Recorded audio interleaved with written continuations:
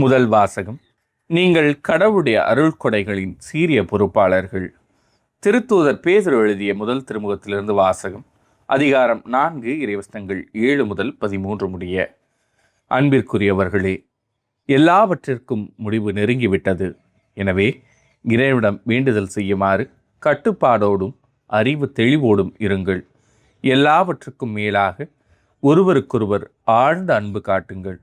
ஏனெனில் அன்பு திரளான பாவங்களையும் போக்கும். முணுமுணுக்காமல் ஒருவருக்கொருவர் விருந்தோம்புங்கள். நீங்கள் கடவுளுடைய பல்வகை அருட்கொடைகளின் சீரிய பொறுப்பாளர்கள். எனவே உங்களுள் ஒவ்வொருவரும் தாம் பெற்றுக்கொண்ட அருள்கொடையை பயன்படுத்தி ஒருவருக்கொருவர் பணிபுரியுங்கள். ஒருவர் பேசும் கொடையை பெற்றிருந்தால் அவரது பேச்சு கடவுளுடைய வார்த்தைகளைப் போல் இருக்கட்டும். ஒருவர் பணி செய்யும் கொடையை பெற்றிருந்தால் கடவுள் அருளும் ஆற்றலை பெற்றவர் போல் பணி செய்யட்டும். இவ்வாறு இயேசு கிறிஸ்துவின் வழியாக கடவுள் அனைத்திலும் பெருமை பெறுவார். அவருக்கே மாட்சியும் வல்லமையும் என்றென்று புரித்தாக. ஆமீன். அன்பிற்குரியவர்களே, துன்பத்தியில் நீங்கள் சோதிக்கப்படும் போது ஏதோ எதிர்பாராதது நேர்ந்து விட்டதென வியக்காதீர்கள். மாறாக கிறிஸ்துவின் துன்பங்களில் நீங்கள் இத்தனை பங்கு கொள்கிறீர்கள் என எண்ணிக்கொள்ளுங்கள். அப்பொழுது கிறிஸ்துவின் மாட்சி வெளிப்படும் வேளையில் இன்னும் மகிழ்ந்து பேர் வகை கொள்வீர்கள். இது ஆண்டவரின் அருள்வாக்கு. இறைவா, உமக்கு நன்றி. பதிலுரை பாடல். மண்ணுலகிற்கு நீதி தீர்ப்பு வழங்க ஆண்டவர் வருகின்றார். வேற்றினத்தாரிடையே கூறுங்கள், ஆண்டவரை ஆட்சி செய்கின்றார். பூவுலகு உறுதியாக நிலைநிறுத்தப்பட்டுள்ளது, அது அசைவுறாது. அவர் மக்களினங்களை நீதி வழுவாது தீர்ப்பிடுவார். மண்ணுலகிற்கு நீதி தீர்ப்பு வழங்க ஆண்டவர் வருகின்றார். விண்ணுலகம் மகிழ்வதாக, மண்ணுலகம் களி கூர்வதாக. கடலும் அதில் நிறைந்துள்ளனவும் முழங்கட்டும், வயல்வெளியும் அதில் உள்ள அனைத்தும் களி கூறட்டும். அப்பொழுது காட்டில் உள்ள அனைத்து மரங்களும் அவர் திருமுன் களிப்புடன் பாடும்.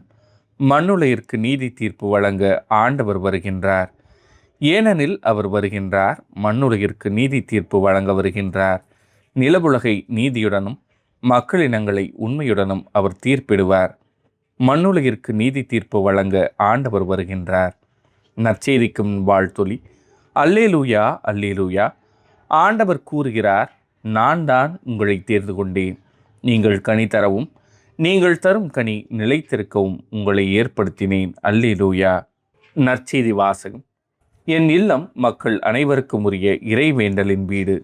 மார்க் எழுதிய தூய நற்செய்தியிலிருந்து வாசகம். அதிகாரம் 11, இறைவசனங்கள் 11 முதல் 26 முடிய. அக்காலத்தில் இயேசு எருசலேமுக்குள் சென்று கோவிலில் நுழைந்தார். அவர் அனைத்தையும் சுற்றி பார்த்துவிட்டு ஏற்கனவே மாலை வேளையாகிவிட்டதால் 12 பெத்தானியாவுக்கு புறப்பட்டு சென்றார். மறுநாள் பெத்தானியாவை விட்டு அவர்கள் திரும்பிய பொழுது இயேசுவுக்கு பசி உண்டாயிற்று. இலையடர்ந்த ஓர் அத்தி மரத்தை அவர் தொலையிலிருந்து கண்டு, அதில் ஏதாவது கிடைக்குமா என்று அதன் அருகில் சென்றார். சென்றபோது இலைகளை தவிர வேறு எதையும் அவர் காணவில்லை, ஏனெனில் அது அத்திப்பழ காலம் அல்ல. அவர் அதை பார்த்து, இனி உன் கனியை யாரும் உண்ணவே கூடாது என்றார். அவருடைய சீடர்கள் இதை கேட்டுக்கொண்டிருந்தார்கள். அவர்கள் எருசலேமுக்கு வந்தார்கள். கோவிலுக்குள் சென்றதும் இயேசு அங்கு விற்பவர்களையும் வாங்குபவர்களையும் வெளியே துரத்த தொடங்கினார். நாணயம் மாற்றுவோரின் மேசைகளையும் புறா விற்பவர்களின் இருக்கைகளையும் கவிழ்த்து போட்டார். கோவில் வழியாக எந்த பொருளையும் எடுத்து செல்ல அவர் விடவில்லை. என் இல்லம் மக்களினங்கள் அனைத்திற்கும் உரிய இறைவேண்டலின் வீடு என அழைக்கப்படும் என்று மறைநூலில் எழுதியுள்ளது என்று அவர்களுக்கு கற்பித்தார். ஆனால் நீங்கள் இதை கள்வர் குகையாக்கிவிட்டீர்கள் என்றார். தலைமை குருக்களும் மறைநூல் அறிஞர்களும் இதை கேட்டு அவரை எப்படி ஒழிக்கலாம் என்று வழி தேடினார்கள். எனினும் கூட்டத்தினர் அனைவரும் அவரது போதனையில் ஆழ்ந்து வியந்திருந்ததால் அவர்கள் அவருக்கு அஞ்சினார்கள். மாலை வேளை ஆனதும் இயேசுவும் சீடர்களும் நகரத்திலிருந்து வெளியேறினார்கள். காலையில் அவர்கள் அவ்வழியே சென்றபோது அந்த அத்திமரம் வேரோடு பட்டு போயிருந்ததை கண்டார்கள். அப்போது பேதுரு நடந்ததை நினைவு கூர்ந்து அவரை நோக்கி, ரபி, அதோ நீர் சபித்த அத்திமரம் பட்டு போயிற்று என்றார். அதற்கு இயேசு அவர்களை பார்த்து, கடவுள் மீது நம்பிக்கை கொள்ளுங்கள். உறுதியாக உங்களுக்கு சொல்கிறேன், எவராவது இந்த மலையை பார்த்து பெயர்ந்து கடலில் விழு என தம் உள்ளத்தில் ஐயம் ஏதுவென்று நம்பிக்கையுடன் கூறினால் அவர் சொன்னவாறே நடக்கும். ஆகவே உங்களுக்கு சொல்கிறேன், நீங்கள் இறைவனிடம் வேண்டும் போது எவற்றையெல்லாம் கேட்பீர்களோ அவற்றை பெற்றுவிட்டீர்கள் என நம்புங்கள். நீங்கள் கேட்டபடியே நடக்கும். நீங்கள் வேண்டுதல் செய்ய நிற்கும்போது யார் மேலாவது நீங்கள் மனத்தாங்கள் கொண்டிருந்தால் மன்னித்து விடுங்கள். அப்போது உங்கள் விண்ணகத் தந்தையும் உங்கள் குற்றங்களை மன்னிப்பார்.